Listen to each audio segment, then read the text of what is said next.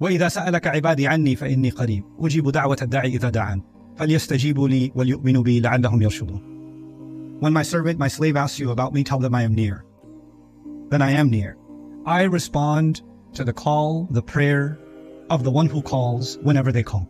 That's Allah's promise. But Allah added something. We forget that part. He said, فَلْيَسْتَجِيبُوا لِي, then they should try to respond to me too. Listen to that carefully. Here I am asking Allah, Ya Allah, I have a money issue. Help me solve this. You're the Raziq, solve my problem. Ya Allah, I have a legal issue. Ya Allah, you're the one who rescues from any karb, any difficulty, any catastrophe. Solve my problem. Ya Allah, I have a marriage problem. Ya Allah, I have a child problem. Ya Allah, my son is becoming disobedient. Ya Allah, my health. Ya Allah, my mother. Ya Allah, my father. Ya Allah, the ummah. Ya Allah, this. Ya Allah, that. We're asking Allah every kind of dua about ourselves, about our family, about the ummah, about dua, dua, dua, dua, dua. And Allah said, I will answer every one of those duas. However, فَلْيَسْتَجِيبُوا لِي. Remember the other gods I talked about? They wanted sacrifices? You gotta put something in front of the altar, then you get what you want? What does Allah want? He said, they should respond to me. They should try to respond to me. فَلْيَسْتَجِيبُوا لِي.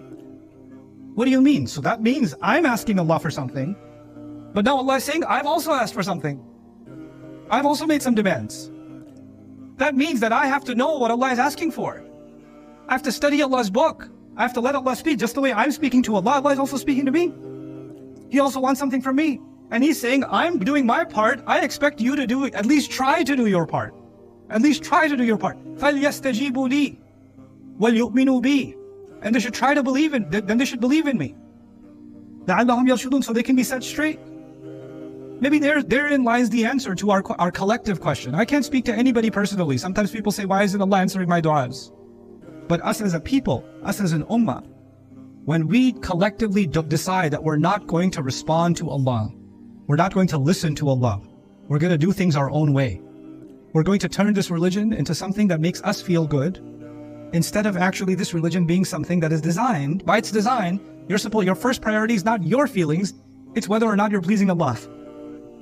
This religion is not serving you, you're supposed to serve Allah. Every other religion you'll find something. Those religions became something that serves the people. They should feel good. When the church saw that not enough people are coming to church, they started a church band. Now more people will come. Right? We should change the religion to cater to the audience. Even though we don't do that in our masajid, alhamdulillah, the individual can say, yeah, but there are parts of Islam that feel pretty good. Other parts of Islam I can purposely ignore because I'm not really comfortable with. I don't really like them that much. I'm not going to respond to this part of Allah's book and this part of Allah's book. I'm going to pretend it's not there. I'm just going to talk about this part and this part and this part.